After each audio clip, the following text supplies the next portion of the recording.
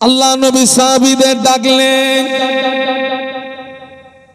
আল্লাহ নবী সাহাবীদের ডেকে বলেছিলেন, ও আমার সাহাবীরা, আল্লাহ পাক আমাকে আদেশ করেছেন বদরের ময়দানে যেতে হবে, আবু জাহালের মোকাবেলা করতে হবে, দ্বীন ইসলামকে বাঁচাতে হবে। এ ব্যাপারে তোমাদের মতামতটা কি? তোমরা তোমাদের মতামতটা তোমাদের নবীকে জানিয়ে দাও। ও সাহাবীরা, তোমাদের মতামতটা কি বলো আমাকে। আমাদের নবী ভালোবাসা আর সাহাবীদের নবী ভালোবাসা, দুটো ভালোবাসা কি এক? সবাই মিলে বলুন। আসমান জমিন ডিফারেন্স। নবী পাকের একজন সাহাবী আল্লাহ নবীকে জিজ্ঞাসা করেছিলেন, ইয়া রাসূলুল্লাহ, হাবিবাল্লাহ, মাতা সা, হুজুর কিয়ামত কবে হবে? সাহাবী জিজ্ঞাসা করলেন, মাতা সা ইয়া রাসূলুল্লাহ, হুজুর কিয়ামত কবে হবে? আল্লাহ নবী ওই সাহাবীকে বলেছিলেন, ও বাবা সাহাবী, তুমি কিয়ামতের সংবাদ নিচ্ছ, কিয়ামতের খবর নিচ্ছ, কিয়ামতের জন্য কি অর্জন করেছো বলো, কিয়ামতের জন্য কি সঞ্চয় করেছো বলো। ওই সাহাবী জবাব দিয়েছিলেন, ইয়া রাসূলুল্লাহ, হাবিবাল্লাহ, আমি কিয়ামতের জন্য কিছুই সঞ্চয় করতে পারিনি, কিয়ামতের জন্য কিছুই অর্জন করতে পারিনি, তবে আমি আল্লাহ আল্লাহর রাসূলকে ভালোবেসেছি। জোরে বলেন না। আমি কিয়ামতের জন্য কিচ্ছু অর্জন করতে পারিনি, আমার কিচ্ছু নেই, তবে আমি আল্লাহ আল্লাহ রাসূলকে ভালোবেসেছি। আল্লাহ নবী জবাব দিয়েছিলেন, ও বাবা সাহাবী, তোমার দাবি যদি সত্য হয়, আমি আল্লাহ নবী বলছি, কিয়ামতের ময়দানে ওই দাবি তোমাকে নাজাত করিয়ে দেবে। এই সাহাবীরা, তোমাদের মতামতটা বলো। আল্লাহ নবী খুব পেরেশানিতে ছিলেন। আল্লাহ নবী চিন্তা করছেন, এরা যদি মুসা নবীর উম্মতের মতো বলে, তুমি আর তোমার খোদাকে লড়াই করো গে যাও, ইসলাম তো এ পর্যন্ত কি হয়ে যাবে। আল্লাহ নবী সাহাবীরা বলেছিলেন, ইয়া রাসূলুল্লাহ, হাবিবাল্লাহ, হুজুর আপনি ঘাবড়াবেন না, হুজুর আপনি ভয় পাবেন না, হুজুর আপনি আমাদেরকে নিয়ে ময়দানে চলুন, আমরা আপনার সামনে, আপনার পিছনে, আপনার ডায়ে, আপনার বায়ে সর্বক্ষণ আপনার সঙ্গী হয়ে থাকবো। একটু মহব্বতে বলেন না, একটু জোরে বলেন না। তাকবীর দেন তো, নারায়ে তাকবীর। জবান খুলে বলেন তো, নারায়ে তাকবীর।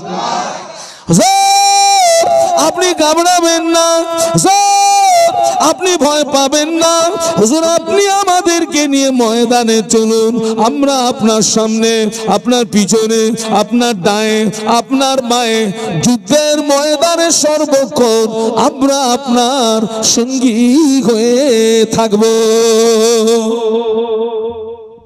আল্লাহ নবীর নূরের চেহারায় হাসির একটা ঝলক ফুটে উঠল। জোরে বলুন।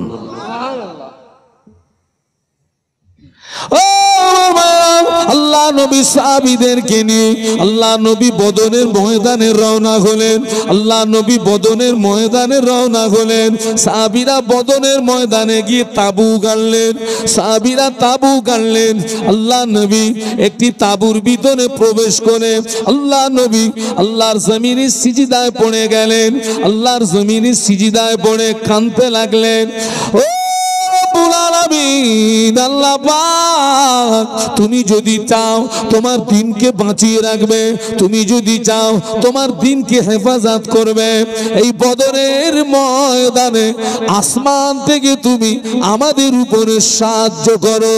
আর তুমি যদি চাও তোমার দ্বীনকে মিটিয়ে দেবে, ইসলামকে মিটিয়ে দেবে, আল্লাহ পাক এই বদরের ময়দানে তুমি আমাদেরকে শহীদ করে দাও। তুমি যদি চাও তোমার দ্বীনকে বাঁচিয়ে রাখবে, তুমি যদি চাও তোমার ইসলামকে বাঁচিয়ে রাখবে, তো এই বদরের ময়দানে আসমান থেকে আমাদের উপরে কি করো, বলুন বলুন, সাহায্য করো। আর তুমি যদি চাও তোমার দিনকে মিটিয়ে দেবে, তো এই বদরের ময়দানে আমাদেরকে শহীদ করে দাও। আল্লাহ নবী কাঁদছেন। আল্লাহ নবীর কলিজা ছেঁড়া সাহাবী আবু বকর সিদ্দিক রাদিয়াল্লাহু আনহু গুটি গুটি পায়ে ওই তাঁবুর ভিতরে প্রবেশ করে আল্লাহ নবীর হাত মোবারকটা চেপে ধরলেন। আল্লাহ নবীর হাত মোবারকটা চেপে ধরে বলেছিলেন, ইয়া রাসূলুল্লাহ, হাবিবাল্লাহ, হুজুর যথেষ্ট হয়েছে, হুজুর আপনি কাঁদবেন না। আমি আবু বকর আপনার চোখের পানি সহ্য করতে পারি না, হুজুর আপনি সিজদা থেকে মাথা তুলুন। আমি আবু বকর আপনার চোখের পানি সহ্য করতে পারি না। আল্লাহ নবী সিজদা থেকে মাথা তোলেন না।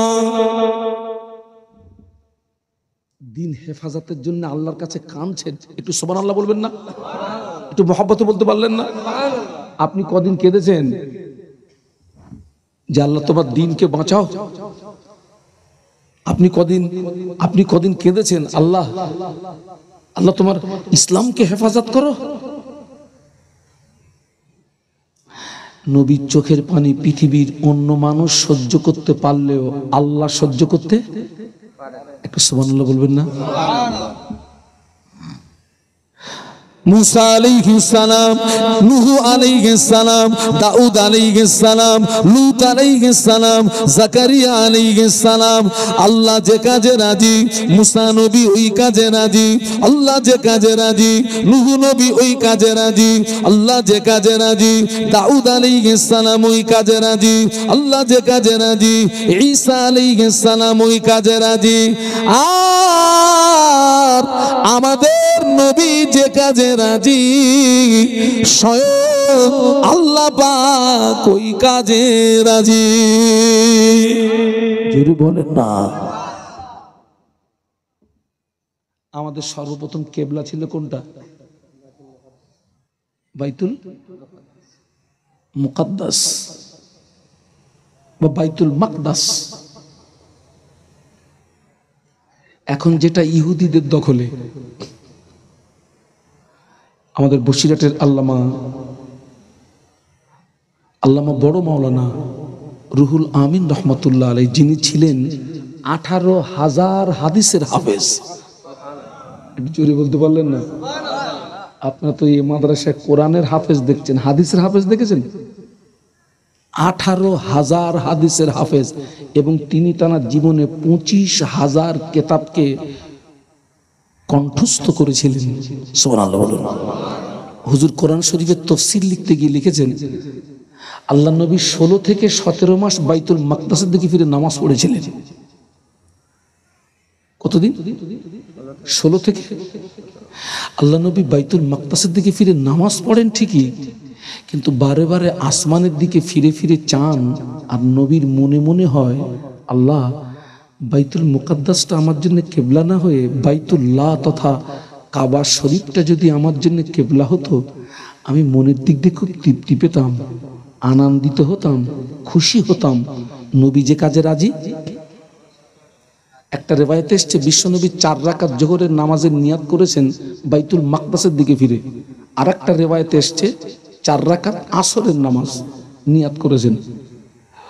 অধিকাংশ ওলামারা 4 রাকাত জোহরের নামাজটাকে সমর্থন করেছেন। আল্লাহ নবী 4 রাকাত জোহরের নামাজ বাইতুল মুকাদ্দাসের দিকে ফিরে আদায় করেন, কিন্তু আল্লাহ নবী বারে বারে আসমানের দিকে ফিরে ফিরে চান। নবীর মনে কি হচ্ছে খবরটা আল্লাহ পাক রাখেন। আল্লাহ জিবরাইলকে দিয়ে কোরআন নাজিল করলেন, কদ নারা তাকাল্লুবা ওয়াজহিকা ফিস সামাই ফালানুওয়াল্লিগান্নাকা কিবলাতান তারদাহা ফাওয়াল্লি ওয়াজহাকা শাতরাল মসজিদিল হারাম।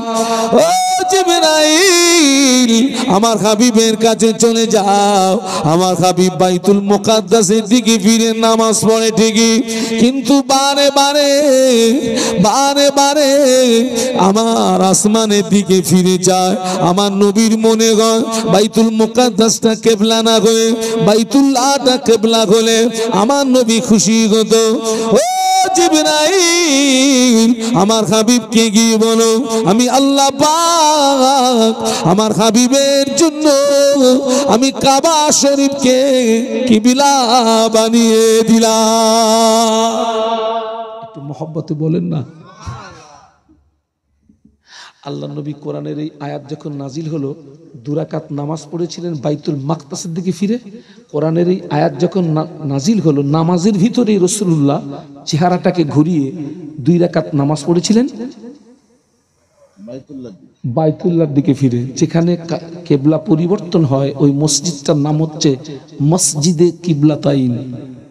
আবু বকর সিদ্দিক ওই তাঁবুর ভিতরে যেখানে রাসূলুল্লাহ সিজদায় পড়ে কাঁদছেন, হে রাসূলুল্লাহ আপনি কাঁদবেন না, যথেষ্ট হয়েছে, আপনি সিজদা থেকে মাথা তুলুন, আমি আপনার চোখের পানি সহ্য করতে পারছি না।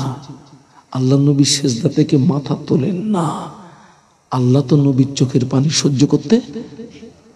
আল্লাহ পাক জিবরাইলকে ডাকলেন, ও জিবরাইল আমার হাবিবের কাছে চলে যাও, আমার বন্ধুর কাছে চলে যাও, আমার দোস্তের কাছে চলে যাও। ও জিবরাইল আমার হাবিবকে গিয়ে বলো আমি আল্লাহ পাক আজ বদরের ময়দানে আমার হাবিবকে একা ছেড়ে দিই না, স্বয়ং আমি আল্লাহ পাক আমার হাবিবের সঙ্গেই আছি। বলতে পারলেন না, মহব্বতে বলতে পারলেন না। ও জিবরাইল আমার হাবিবকে গিয়ে জানিয়ে দাও, আমার হাবিবকে গিয়ে শুনিয়ে দাও, আমার হাবিবকে কাঁদতে মানা করে দাও, আমার হাবিবকে কাঁদতে নিষেধ করে দাও। আমি আল্লাহ পাক আজ বদরের ময়দানে জয়ের ঝান্ডাটা আমার হাবিবের হাতে তুলে দিয়েছি।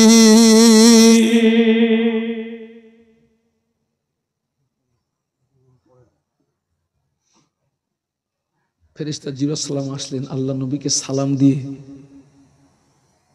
আল্লাহর পক্ষ থেকে বাণীটা শুনিয়ে দিলেন, হুজুর আপনি ঘাবড়াবেন না, হুজুর আপনি ভয় পাবেন না, আল্লাহ আপনাকে ময়দানে একা ছেড়ে দেননি, আল্লাহ আপনার সঙ্গেই আছেন এবং আজ বদরের ময়দানে জয়ের ঝান্ডাটা আল্লাহ আপনার হাতেই তুলে দিয়েছেন। আল্লাহ নবী সিজদা থেকে মাথা তুললেন। হাদিস শরীফে এসেছে রাসূলুল্লাহ সিজদাতে এত কেঁদেছেন, চোখের পানিতে বালু ভিজে গিয়ে আল্লাহ নবীর চেহারাতে জমাট বেঁধে গেছে, এত কেঁদেছেন। আল্লাহ নবী সিজদা থেকে মাথা তুলেছেন ঠিকই, কিন্তু আল্লাহ নবীর মেজাজটা ছিল জালালি মেজাজ। কি মেজাজ? জালালি মেজাজ।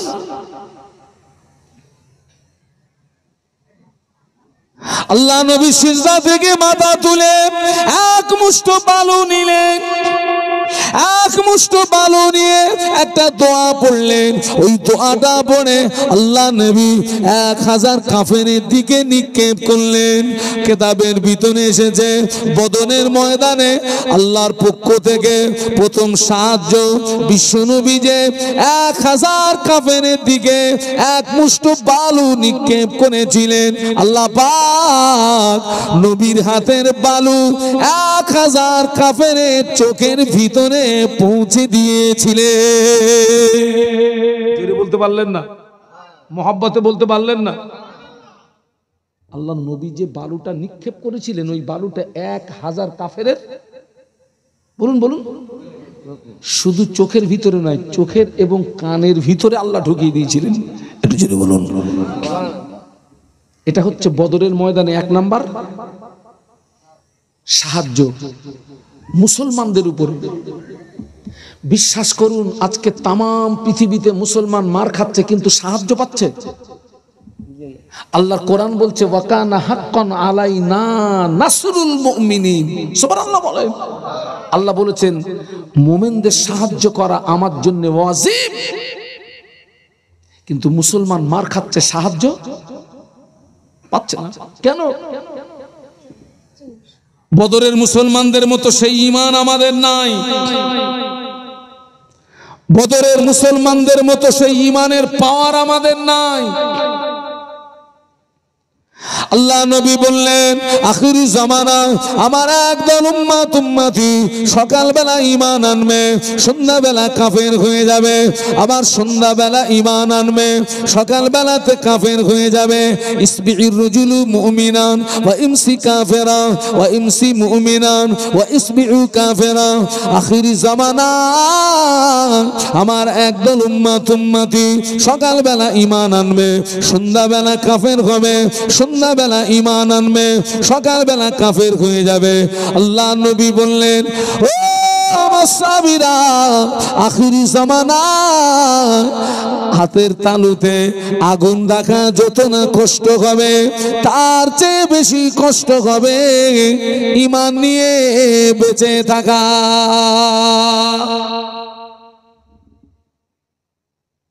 হাতের তালুতে আগুন রাখা যাবে? যে মুরব্বী, হাতের তালুতে আগুন রাখা যাবে? আল্লাহ রসুল বলেছেন আখিরি জমানায় তার চেয়ে বেশি কষ্ট হবে কি নিয়ে বাঁচা? এখান থেকে 20 বছর 25 বছর 30 বছর আগে অধিকাংশ মসজিদ ছিল কাঁচা, কিন্তু মুসল্লিদের ঈমান ছিল পাকা। একটু সুবহানাল্লাহ বলবেন। 20 বছর 30 বছর আগে অধিকাংশ মসজিদ ছিল কাঁচা, কিন্তু মুসল্লিদের ঈমান ছিল পাকা। এখন অধিকাংশ মসজিদ শান শওকাত হয়ে গিয়েছে, কিন্তু অধিকাংশ মুসল্লিদের ঈমান দুর্বল হয়ে গিয়েছে। আমার ফুরফুরা শরীফে মুজাদ্দিদুজ্জামান যে মসজিদে আল্লাহকে ডেকে ডেকে ডেকে ডেকে আল্লাহর ওলি হয়েছিলেন, মুজাদ্দিদিয়াতের লাকাব পেয়েছিলেন, ওই মসজিদটা পাকা না কাঁচা? ওই মসজিদে কারা কারা গেছেন একটু হাত তুলে দেখান তো। সেই মাটির মসজিদ আজও আছে না নেই? যেটা বাইরে বাড়ানো ওটা ফুরফুরা শরীফে মুজাদ্দিদুজ্জামান মাটির মসজিদে, কাঁচা মসজিদে আল্লাহকে ডেকে ডেকে ডেকে ডেকে আল্লাহর ওলি হয়ে গেলেন, মুজাদ্দিদিয়াতে লাকাব পেয়ে গেলেন। আর আমরা মসজিদে এসি লাগিয়ে আল্লাহ পাওয়া যায় না। এখন অধিকাংশ মসজিদে কি হয়ে গেছে বাবা?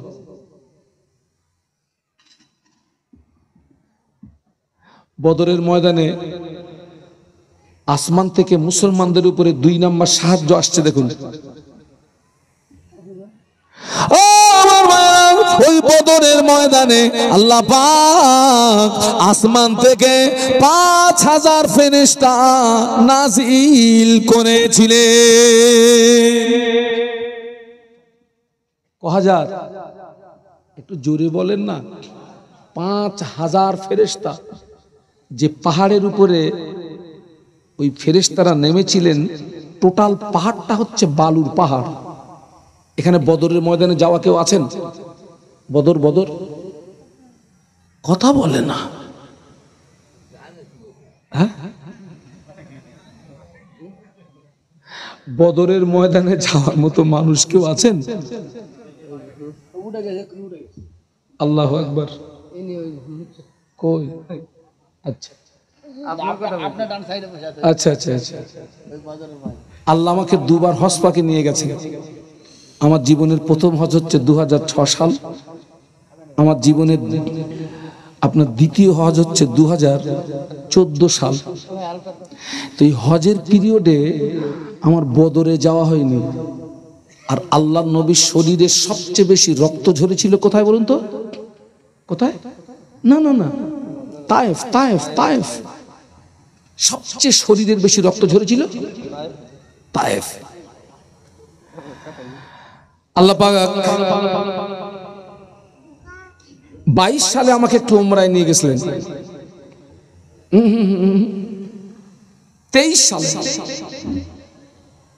23 সালে আল্লাহ আমাকে একটু উমরায় নিয়ে গেছিলেন। আমি আমার মুআল্লিমকে বললাম, ভাই আমাকে আগে একটু তায়েফে নিয়ে চলো ভাই, আমার নবীর শরীরের রক্ত সবচেয়ে যেখানে বেশি ঝরেছিল ওই জায়গাটা আমি একটু দেখবো ভাই। আল্লাহ আমাকে তায়েফে নিয়ে গেলেন, আল্লাহ আমাকে বদরে নিয়ে গেলেন, যেখানে ইসলামের সর্বপ্রথম যুদ্ধ সংগঠিত হলো। দেখলাম যে পাহাড়ে আল্লাহ 5000 ফেরেশতাকে নামিয়েছিলেন, টোটাল পাহাড়টা হচ্ছে বালির পাহাড়। 2 নাম্বার সাহায্য ছিল,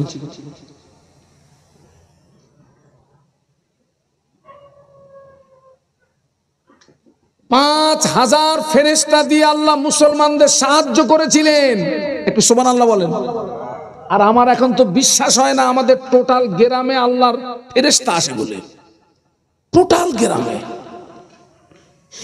আপনি বলবেন হুজুর ফেরেশতা যদি না আসলো, আমার দাদু যে 1 সপ্তাহ আগে মারা গেল, দাদুকে যে ফেরেশতা নিয়ে গেছে ফেরেশতার নাম কি? কথা বলে না। আমি যে ফেরেশতার কথা বলেছি ও ফেরেশতা আজরাইল বলিনি। রহমতের ফেরেশতা আসে না। কেন আসে না জানেন? আগে মসজিদে কাঁচা পেঁয়াজ খেয়ে যেতে আছে কেন বলুন তো?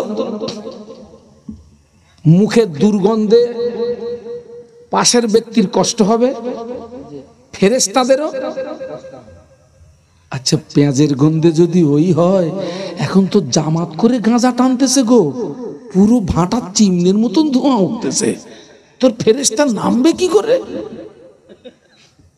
হ্যাঁ, পুরো জামাত করে টানতেছে। আপনাদের এলাকায় হয়তো গাঁজা টানা পার্টি নেই না, ওরম কথা বলে না।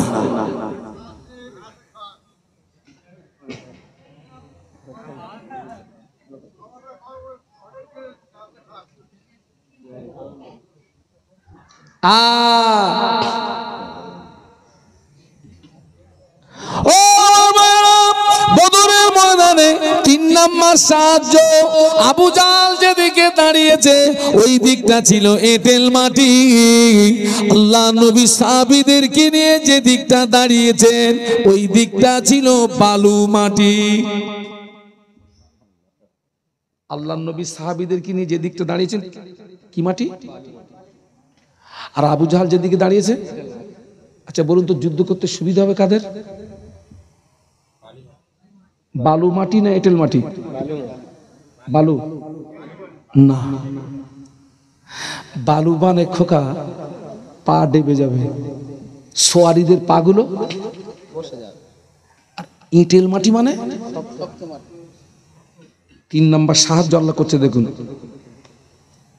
ওই বদরের ময়দানে আল্লাহ পাক 17ই রমজান আল্লাহ পাক বদরের ময়দানে আসমান থেকে রহমতের পানি দিয়ে আল্লাহ বিশ্ব নবীর পায়ের নিচের মাটি মজবুত করে দিয়েছিলেন।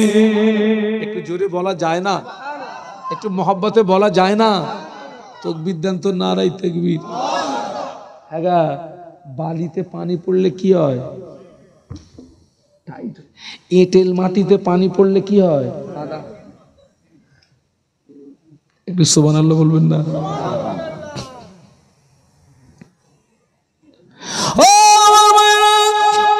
ওই বদরের ময়দানে 2 তরুণ মুআজ এবং মুআওয়াজ রাদিয়াল্লাহু তাআলা আনহুমা আল্লাহ নবীর সামনে দাঁড়িয়ে গেলেন। ইয়া রাসূলুল্লাহ, ইয়া হাবিবাল্লাহ, হুজুর আমাদের সামনে দিয়ে আমাদের বাপ চাচারা সব যুদ্ধে চলে গেল, আমাদের যুদ্ধে যাওয়া হলো না।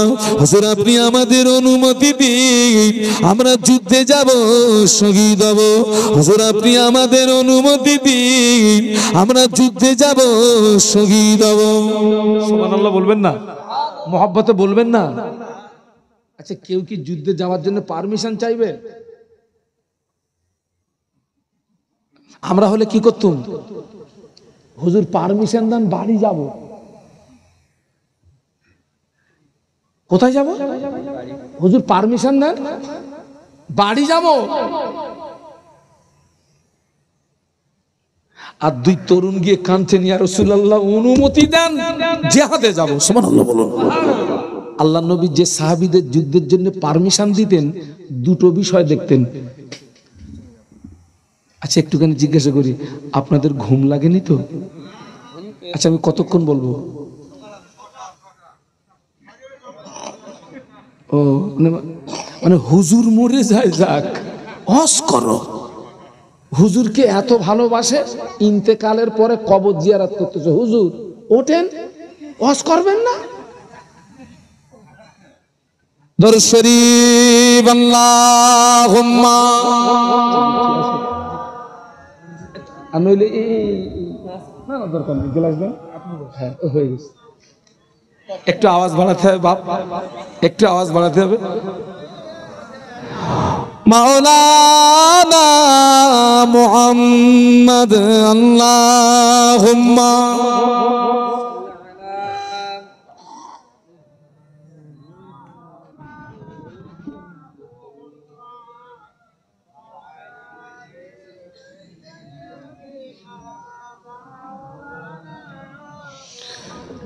मुझे नाज गए अपनी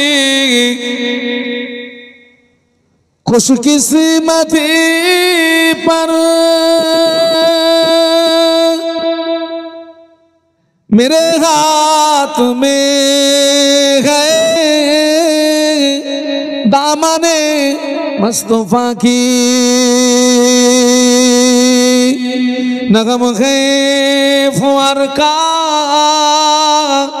ना तूफा का परवा,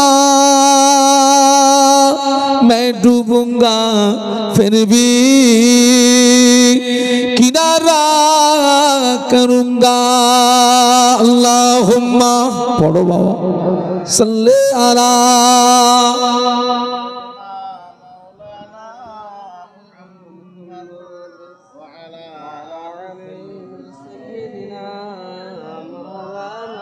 মাশাআল্লাহ। একটু কলেমার জিকির লা ইলাহা ইল্লাল্লাহ। মাশাআল্লাহ মাশাআল্লাহ। লা ইলাহা ইল্লাল্লাহ। আমার সঙ্গে পড়েন, হাসবি রব্বি জাল্লাল্লাহ মাফি কলবি গায়রুল্লাহ, হাসবি রব্বি জাল্লাল্লাহ মাফি কলবি গায়রুল্লাহ, নূর মুহাম্মদ সাল্লাল্লাহ বলো লা ইলাহা ইল্লাল্লাহ।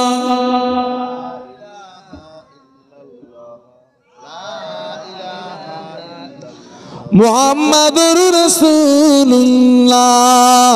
আল্লাহুম্মা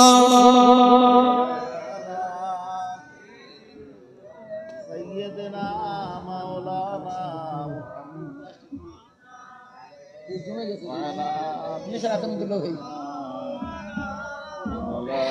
একটু জবান খুলে বলুন আল্লাহু আকবার। আর একটা আওয়াজ বাড়াতে হবে, আল্লাহু আকবার। আল্লাহকে ডাকলে আল্লাহ খুশি হন না রেগে যান?